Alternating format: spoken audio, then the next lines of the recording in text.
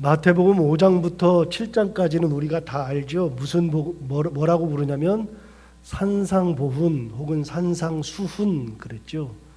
보훈이라는 말은 뭐냐면 보배로울 보자에다가 그 가르칠 훈자죠. 그래서 보배로운 가르침, 그러니까 산 위에서 예수님께서 주셨던 보배로운 가르침, 그래서 보훈이고요.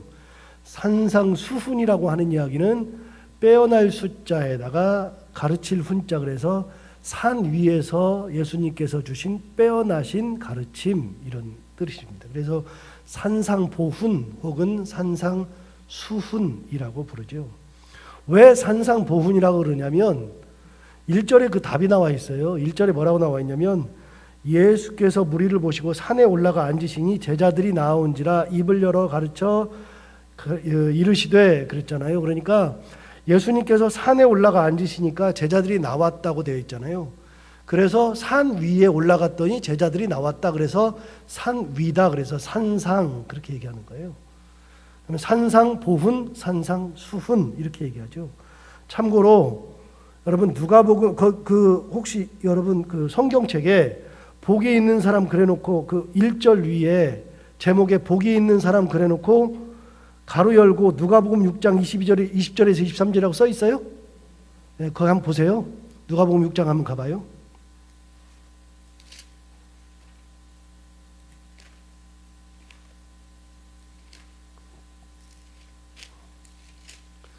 누가복음 6장을 가보시면 6장 20절을 보세요. 거기 20절부터 나온다고 그랬으니까 20절을 보시면 예수께서 눈을 들어 제자들을 보시고 이르시되 너희 가난한 자는 복이 있나니 하나님의 나라가 너희 것이미요 지금 줄인 자는 복이 있나니 너희가 배부름을 얻을 것이미요 지금 우는 자는 복이 있나니 너희가 웃을 것이미요 인자로 말미암아 사람들이 너희를 미워하며 멀리하고 욕하고 너희 이름을 악하다 하여 버릴 때에는 너희에게 복이 있도다. 그날에 기뻐하고 뛰놀라 하늘에서 너희의 상이 큼이라 그들의 조상들이 선지자들에게 이와 같이 하였느니라.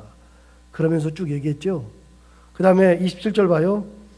27절 보시면 그 위에 제목이 나오는데 원수를 사랑하라 이렇게 대놓고 가로 열고 마태복음 5장 38절에서 48절 7장 1절에서 5절 12절 상반절 17절에서 20절 12장 뭐 이렇게 해서 쭉 나와 있죠. 그러니까 그 말씀이 마태복음 7장에 나온다는 거예요. 5장과 7장에 안 읽어도 다 나온다는 것이고 39절 보시면 39절에 내 눈 속에 있는 들보라는 제목으로 보면 또 비유로 말씀하시되 맹인이 맹인을 인도할 수 있느냐 뭐 그러면서 41절을 보세요. 어찌하여 형제의 눈 속에 있는 티는 보고 내 눈 속에 있는 들보는 깨닫지 못하느냐. 그러면서 쭉 얘기하는 것은 마태복음 7장 얘기잖아요. 이게 그러니까 산상보훈의 내용이 누가복음에도 이렇게 나와 있단 말이에요. 그 다음에 46절도 보세요. 46절에 보면 너희는 나를 불러 주여 주여 하면서도 어찌하여 내가 말하는 것을 행하지 아니하느냐. 이거는 마태복음 7장 21절에 있는 말씀이거든요. 그러니까 마태복음에 있는 그 5장 제가 다 읽진 않았는데 전부 다 비슷한 내용이에요. 그러니까 이게 마태복음과 누가복음은 같은 내용으로 기록되어 있는데 제가 이걸 보라고 한 이유가 있어요. 누가복음 6장 20절을 봤는데 누가복음 6장 17절을 보세요.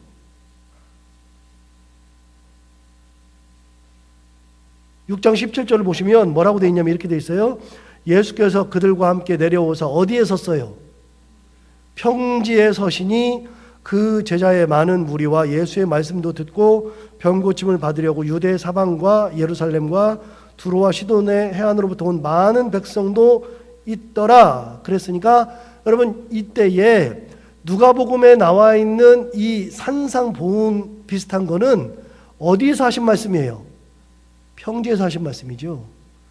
그래서 누가복음 6장에 있는 말씀은 평지 설교라고 얘기해요. 동일한 말씀 같은데 마태복음 5장에 나온 것은 산 위에서 있으니까 산상보훈, 누가복음 6장에 나오는 것은 평지 설교. 이렇게 신학자들이 이렇게 구분하는 거예요. 성서학자들이. 제가 그래서 이제 그런 걸 말씀드리는 거고, 그러니까 성경을 보다 보면 이렇게 이런 용어들은 사실은 목사님들이 주로 알고 있고 뭐 그러지만 이 용어들은 성서학자들이, 성경학자들이 자기들이 구분을 해놓은 것을 제가 지금 말씀드린 거고요. 이렇게 알고 보면 성경이 좀 더 재미있어지죠. 자, 그 다음에 이제 본문으로 돌아와서 5장에 보시면 5장부터 7장까지가 전부 다 산상보훈이 아니고요. 5장 1절부터 2절은 산상보훈이 아니에요. 산상보훈은 가르칠 훈자니까 가르침인데 5장 3절부터가 산상보훈이고요. 7장으로 넘어가서 보시면 7장 뒤쪽에 7장 28절 보세요. 7장 28절 보시면 예수께서 이 말씀을 마치심에 무리들이 그의 가르침에 놀라니 이는 그 가르치시는 것이 권위 있는 자와 같고 그들의 서기관과 같지 아니함일러라. 그랬으니까 7장 28절 29절도 산상보훈이 아니에요. 그러니까 5장 1절 2절하고 7장 28절 29절은 산상보훈이 아니고요. 해설이에요. 해설. 그 안에 있는 5장 3절부터 7장 27절까지가 산상보훈이죠. 산 위에서 했던 말씀. 자, 그러면 첫 번째 산상보훈의 첫 번째 말씀이 팔복으로 시작하는데 오늘은 팔복의 말씀을 좀 나누겠습니다. 다 나눌 수는 없고요. 이 중에서 몇 가지만 이렇게 같이 생각해 볼 텐데 3절을 보시면 심령이 가난한 자는 복이 있나니 천국이 그들의 것이며, 그래서 복이 있다는 말이 계속되죠. 그래서 심령이 가난한 자, 애통하는 자는 복이 있나니, 5절에 온유한 자는 복이 있나니, 6절에 의에 줄이고 목마른 자는 복이 있나니. 그래서 복이 있나니라고 하는 것이 10절까지 나오는데 그걸 세보니까 몇 개다? 8개다. 그래서 뭐라 그래요? 팔복이라 그러죠. 그런데 놀랍게도 복이 있다는 말이 또 하나 있습니다. 11절 보세요. 나로 말미암아 너희를 욕하고 박해하고 거짓으로 너희를 거슬러 모든 악한 말을 할 때에는 너희에게 뭐가 있어요? 복이 있나니. 그래서 어떤 사람들은 구복이라고 이야기도 합니다. 어찌되었든 복에 대해서 얘기했는데 무슨 복을 얘기하느냐? 첫 번째 복이 심령이 가난한 자는 복이 있나니 천국이 그들의 것임이라, 이렇게 이야기했죠. 그러면 어떤 복을 얘기하냐면 심령이 가난한 자가 복이 있다라고 얘기하고 있어요. 여러분, 예수님께서 말씀하실 때 육신이 배고픈 사람, 육신이 가난한 사람을 이야기한 적이 없어요. 육신의 가난을 이야기하는 게 아니라 심령의 가난을 이야기하는 거예요. 그럼 복 중에 가장 큰 복이 뭐냐? 심령이 가난한 사람이 복이 있는 거예요. 그럼 뭐가 심령이 가난한 거냐? 뒤집어서 생각하면 돼요. 육신이 가난한 사람, 육신이 먹을 것이 없는 사람들은, 여러분, 굶는 사람들은 자꾸만 뭘 어떻게 하려고 그래요? 먹으려고 그래요. 가난한 사람들은 뭔가를 가지려고 그래요. 부족하다고 항상 느껴요. 내가 부족하니까 뭔가를 채우려고 그러고, 배가 고프니까 먹어서 내 배를 채우려고 그러고, 가난하니까 내가 살림살이가 없으니까 살림을 채우려고 그러고, 가난하다 보니까 돈이 없으니까 돈을 채우려고 그러고. 여러분, 가난한 사람들의 특징은 뭐냐면 채우려고 그래요. 자꾸만. 배가 고파요. 그래서 뭐든지 채워요. 몸도 채우고 가정도 채우고 돈도 채우고 뭐든지 다 채워요. 가난한 사람들의 특징이에요. 그런데 예수님께서 말씀하시는 가난은 육신의 가난이 아니라 심령의 가난이죠. 심령이 가난하다는 것은 무엇을 의미해요? 심령이 자꾸만 배가 고프다는 거예요. 뭔가를 채우고 싶다는 거예요. 그런데 여러분, 육신의 가난이라고 하는 것은 육신에 필요한 걸 채워요. 예를 들어서 내 몸에서 배가 고프면 배를 채우죠. 돈이 없으면 돈을 채우죠. 살림이 없으면 살림을 채우죠. 뭐 어떤 거에 뭐 이렇게 다른 사람을 만났는데 사랑받지 못하면 사랑을 채우려고 그러죠. 항상 부족한 것을 채워요. 육신은 자기 육신에 필요한 것을 채우려고 그래요. 그럼 심령이 가난한 사람은 뭘 채워요? 영혼에 필요한 것을 채운단 말이에요. 그럼 내 영혼에 필요한 게 뭐냐? 심령이 가난한 사람은 뭘 채우려고 그러느냐? 기본적으로 하나님의 영을 채워요. 마음 심자의 영영자니까 마음의 영을 채우려고 그래요. 그럼 영이 뭐냐? 요한복음 4장에 하면 하나님은 무엇이니? 영이시니 예배하는 자가 영과 진리로 예배할지니라. 여러분, 하나님이 영이시라 그랬어요. 영이기 때문에 우리가 육으로 예배드리는 게 아니에요. 그 본문을 제가 이렇게 매 주마다 묵도하게 할 때에, 그때 제가 예배에 임례할 때 항상 읽는 거의 마지막이 뭐냐? 하나님은 영이시니 예배하는 자가 영과 진리로 예배할지니라 그랬는데, 여러분 하나님이 영이시기 때문에 우리가 예배를 드릴 때는 뭘로 예배를 드리는 거예요? 영으로 드리는 거예요. 육으로 드리는 게 아니에요. 그 영이 우리에게 오시고 우리가 영으로 하나님 앞에 가고, 그러면 여러분 우리가 영이 가난하면 뭘 채우려고 그러냐면 영을 채워야 되는 거예요. 가난하니까. 그럼 영을 채운다 그러면 하나님은 뭐라고요? 영이시라고요. 내 영이 가난하니까 누구 영을 채워요? 하나님의 영을 채우죠. 그러니까 내 영이 가난하니까 하나님의 영을 채우니까 내가 채운 건 뭐예요? 하나님이죠. 그러면 심령이 가난한 사람은 채워놓고 보니까 하나님이 채워지시는 거예요. 하나님의 은혜가 채워지고 하나님의 말씀이 채워지고 하나님의 사랑이 채워지니까 내 안에서 뭐가 이루어지느냐? 천국이 이루어지는 거예요.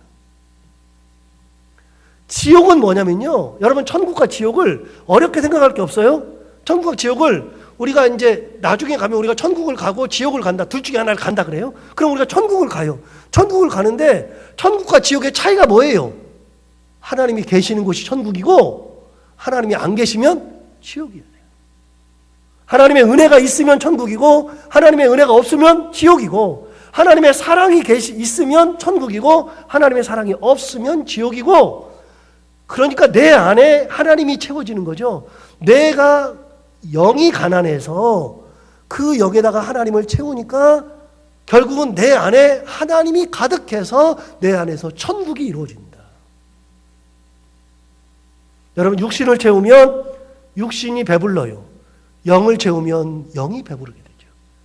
그래서 얘기하는 거예요. 굉장히 중요한 말을 먼저 해요. 예수님께서 입을 열어서 복을 말씀하실 때 첫 번째 복이 뭐냐? 너희 안에 뭘 채워라? 하나님을 채워라. 하나님의 은혜를 채우는 게 복 중에 최고 큰 복이에요. 여러분 우리가 이 땅을 살아가면서 가장 큰 복이 뭐예요?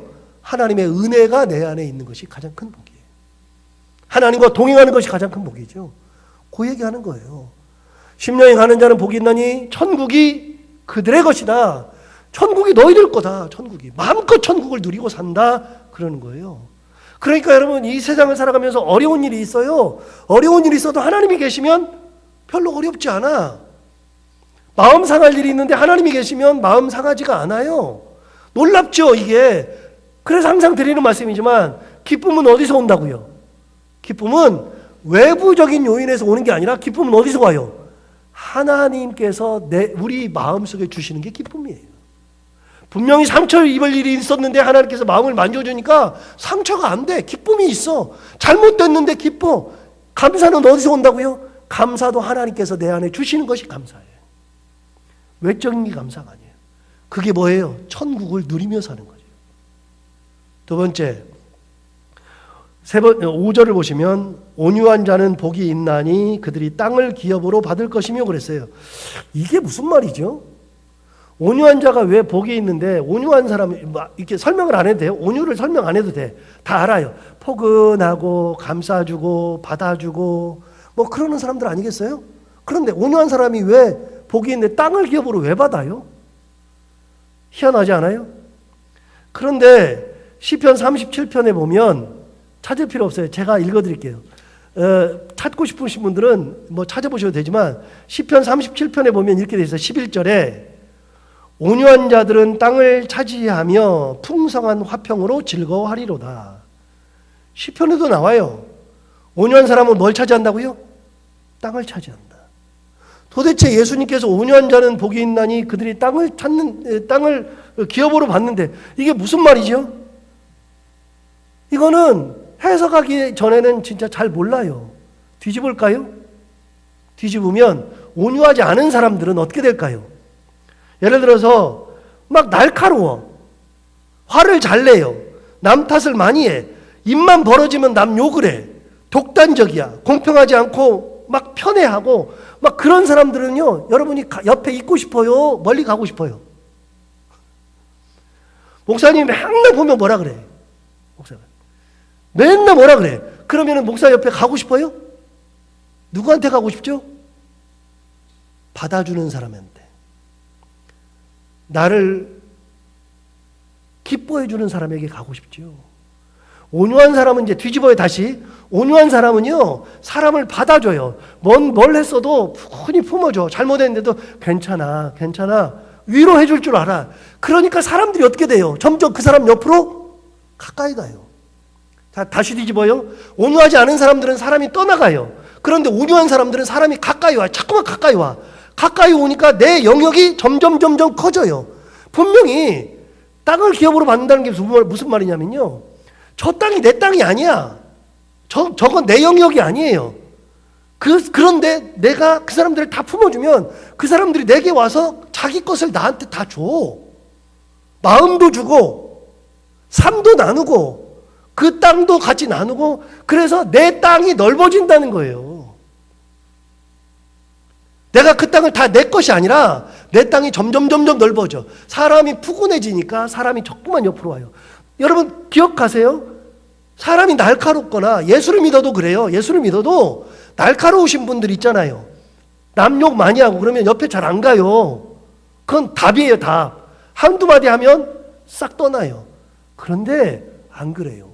온유한 사람들은 그 옆에 가 있어요. 그 사람의 영역이 내 것이 돼. 점점 많이 와. 때가 되면 찾아오고, 때가 되면 같이 있고, 그러다 보니까 그 사람에 있는 것들을 내가 다 누리게 돼, 전부 다. 이게 복이란 말이에요. 예수님 무슨 말씀하세요? 온유한 사람이 되어야지만 복이 있는 거다. 온유해야 된다. 복 중에 가장 큰 복이 온유의 복이에요. 그래서 지적하는 게 좋은 게 아니에요. 남들 막 정죄하는 게 별로 좋은 게 아니에요. 아내랑 남편이랑 싸우잖아요. 싸우면 어떻게 돼요? 싸우면 얼굴도 안 쳐다봐요. 어떤 때는 어떻게 돼요? 밥도 안 차려줘요. 그럴 수밖에 없는 거 아니에요? 그런데 사랑하면 어떻게 돼요? 몸과 마음을 다해서 충성을 다해줘요. 안 그래요? 그게 온유라고요. 그게 온유. 품어주고. 직분을 받았으면 직분자로서는요, 가장 좋은 게 뭐냐면 사랑하는 이 성도들을 품어줄 줄 알고 온유한 직분자가 되어야지만 되는 거예요. 그게 온전한 직분자고 그게 온전한 교회죠. 자, 세 번째 7절 볼까요? 긍휼히 여기는 자는 복이 있나니 그들이 긍휼히 여김을 받을 것이며, 긍휼히 여긴다고 하는 것은 내가 긍휼히 여겨줘요. 그 사람을 긍휼히 여겨줘. 그럼 그 사람도 나를 긍휼히 여겨준다는 건데, 이게 뭐냐면 긍휼이라고 하는 것은 내 성품이 아니고요, 하나님의 성품이에요. 하나님의 성품 자체가 긍휼히 여기는 거예요. 그러니까 우리가 하나님의 성품을 가지고 있으면 사람들이 역시 하나님의 성품으로 나를 대해준다. 그래서 이 땅을 살아가면서는 하나님의 성품을 가지고 살아가라, 그런 말이에요. 하나님의 성품. 조금 손해봐도 괜찮아요. 하나님의 성품을 가지고 손해봐도 괜찮아요. 우리는 손해보는 거에 너무 민감한데 손해봐도 괜찮아요. 손해보면 뭔가가 채워져요. 저는 이 청년들 밥 사주는 게 그렇게 행복하고 좋아요. 그래가지고 주일 되면 청년들한테 밥 사줄 기회를 막 찾아요. 어떻게 하면 사줄까? 그럼 우리 큰아이랑 작은아이가 말려요. 가끔 아빠 그만하세요. 너무 많이 사줘요. 막 그러기도 해요. 그런데 저는 청년들 밥 사주는 게 그렇게 좋아요. 그래서 주일 끝나면은 걔들 열댓 명 몰고 가가지고 밥도 사주고 여러 번 해요. 돈도 굉장히 많이 쓰죠. 근데 얼마나 좋은지 몰라요. 밥 사주잖아요. 그 청년들이, 그 젊은 아이들이 밥 먹으면서도 그렇고 밥 사주고 나면 그 후에도 그렇고 저한테 저를 90도로 해요. 목사님 감사합니다. 목사님 최고라. 얼마나 행복한지 몰라요. 한 20만 원 쓰고 나서 그렇게 행복해요. 이 많이 사줘야 되는데 맨날 그 생각하고 있어요. 여러분, 내가 남들에게 긍휼을 베풀고 사랑을 베푸는 만큼 누군가는 항상 줘요. 꼭 사람은 돈을 주고서 돈을 받아야만 돼요? 아니요. 돈을 줬는데, 베풀었는데 그 사람들이 나를 사랑하는 것만 해도 얼마나 큰 기쁨인지 몰라요. 너무 재밌잖아요. 저는 그래서 애들 밥 사주는 게 그렇게 행복해요. 너무 좋아요. 좋잖아요. 우리 전사들 내가 막 밥을 많이 사줘요. 우리 전사님들 굉장히 많이 사주는데, 사주고 나면은 너무 행복해해요. 목사님 감사하다 그러고 뭐 가끔 비교도 해줘요. 전에 있던 교회에서는 안 사줬는데 목사님 잘 사준다고 비교도 해줘요. 그러면은 야, 막 그러냐? 그러면서도 기분이 얼마나 좋은지 몰라. 야, 그렇지. 내가 그렇지. 여러분 이게 뭐예요? 긍휼히 여긴 자는 긍휼히 여김을 받는 거예요. 하나님의 성품을 가지고 있는 사람들은요, 손해보는 거는 조금 봐도 괜찮아요. 누가 채워줘요? 하나님이 채워줘요. 꼭 돈을 썼으니까 돈으로 그냥 갚아주는 게 아니라 하나님께서 다른 걸로 얼마든지 갚아줘요. 인생은요, 하나님께서 은혜를 주셔서 하나님께서 나에게 많은 것을 주실 때가 은혜가 있는 거지. 그렇게 살아가야 되는 거지. 그냥 1 더하기 1은 1이 2고 1 빼기 1은 0이고 뭐 이렇게 되면 안 돼요. 그게. 긍휼히 여기는 자에는 하나님께서 긍휼히 여김을 준다. 네 번째, 8절 보세요. 마음이 청결한 자는 복이 있나니 그들이 하나님을 볼 것이며 그랬어요. 마음이 청결한 자는 복이 있나니 그들이 하나님을 본다. 요거는 설교를 한 2번 정도 잠시 한 것 같은데, 마음이 청결한 자가 왜 복이 있는데 하나님을 봐요? 왜 그래요? 깨끗하면 하나님을 봐요? 청결하다는 말은 히브리어 원문에 가보면 2가지의 뜻이 있어요. 물론 그 외에도 뜻이 있어요. 그런데 청결하다는 말의 뜻은요, 히브리어 원문에는 2가지 뜻이에요. 기본적으로는 하나는 진짜 깨끗한 거예요. 깨끗한 거. 그런데 두 번째, 결정적으로 청결하다는 말의 히브리어 원문은 뭐라고 얘기하냐면 단순하다는 뜻이에요. 마음이 단순한 사람들.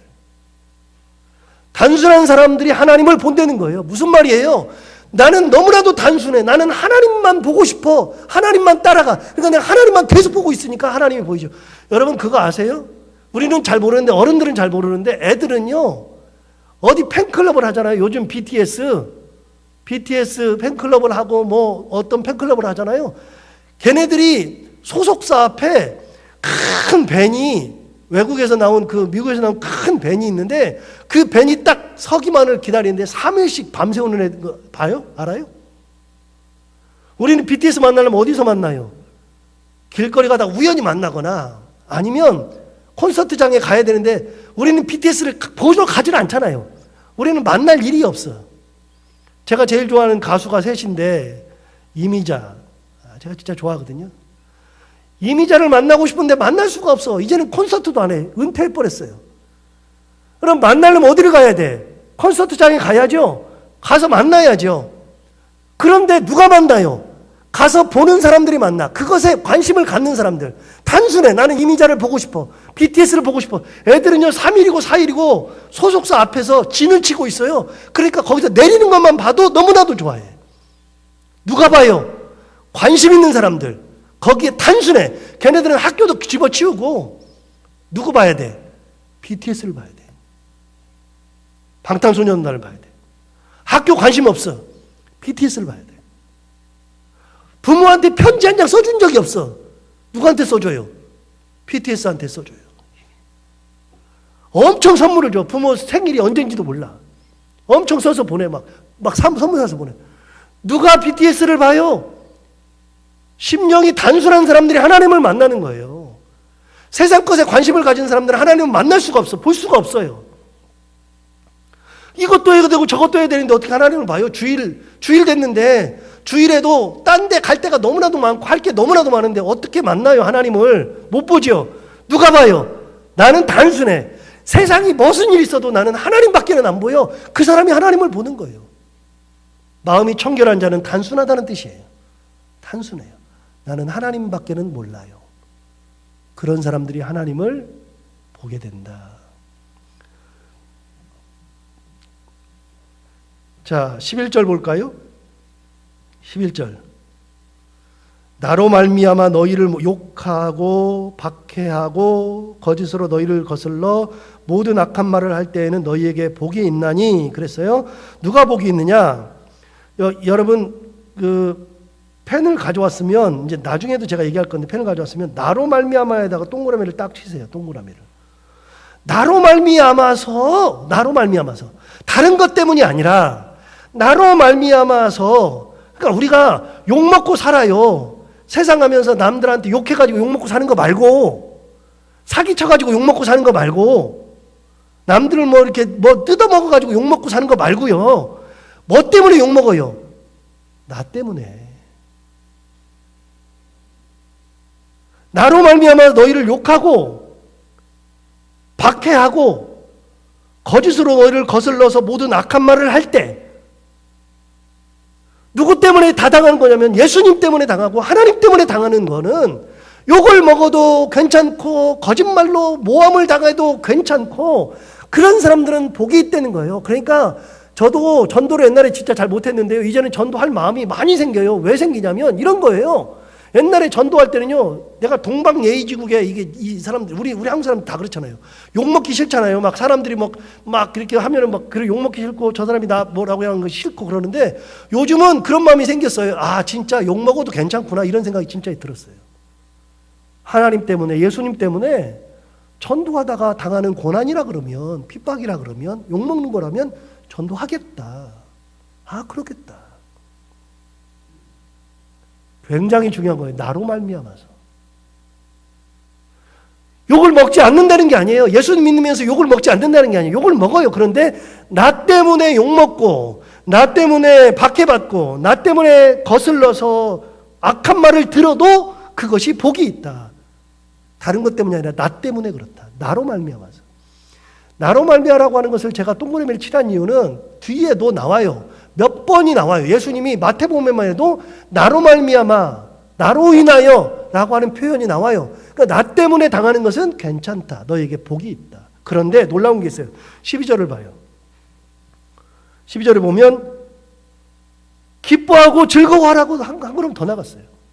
기뻐하고 즐거워하라.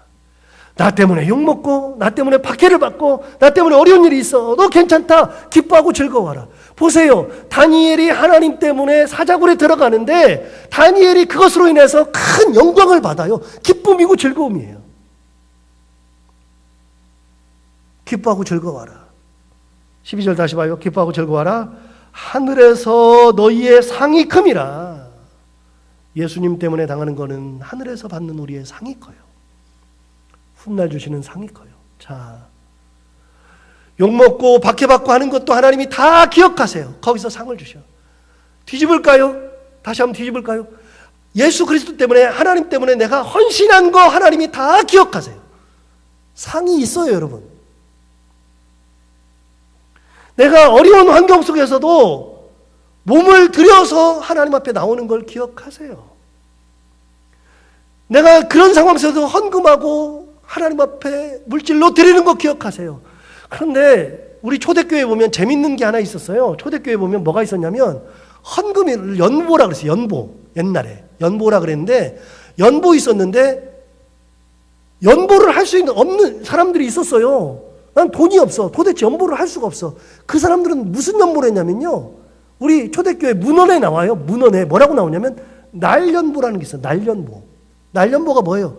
내가 하루 동안 하나님을 위해서 충성을 내가 하겠다. 그날을 내가 한다. 날연보가 있어요. 날연보.